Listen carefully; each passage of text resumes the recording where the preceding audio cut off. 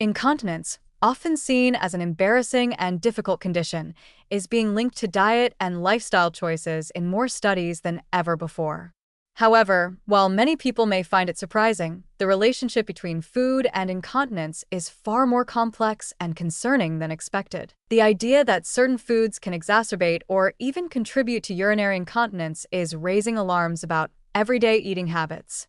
A growing body of research suggests that high-fat, processed, and sugary foods, which are staples in many modern diets, are linked to an increased risk of urinary incontinence, especially among older adults. While these foods may be easy to access and quick to consume, their long-term consequences on urinary health could be significantly more damaging than previously understood. For many, the food choices associated with incontinence can be difficult to pinpoint, as they may not show immediate or obvious signs of harm.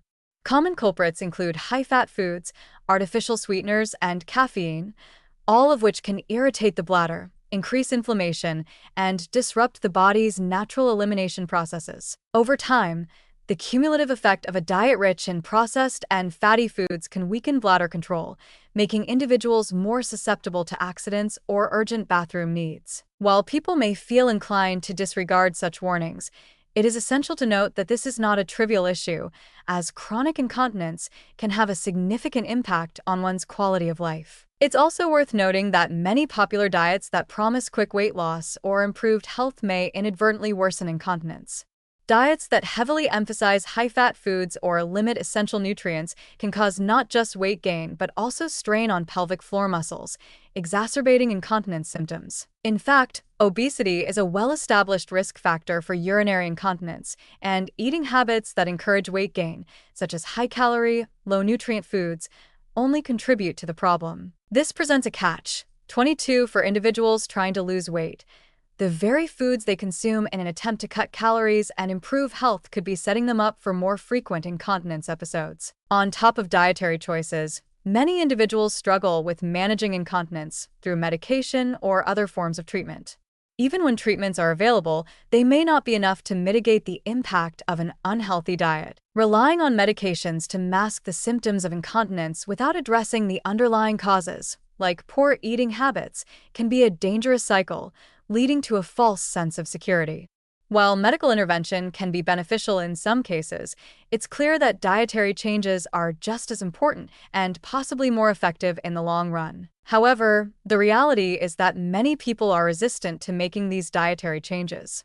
High-fat and processed foods are deeply ingrained in modern culture, and breaking the cycle of poor eating habits is no easy task. Convenience, affordability, and taste often override health concerns, leading individuals to overlook the long-term consequences of poor dietary choices. The rapid rise in processed food consumption over the past few decades has contributed significantly to the overall increase in incontinence cases, as these types of food are not just bad for the bladder, but also affect overall body function in a myriad of ways. Additionally, the emotional and psychological toll of dealing with incontinence cannot be ignored.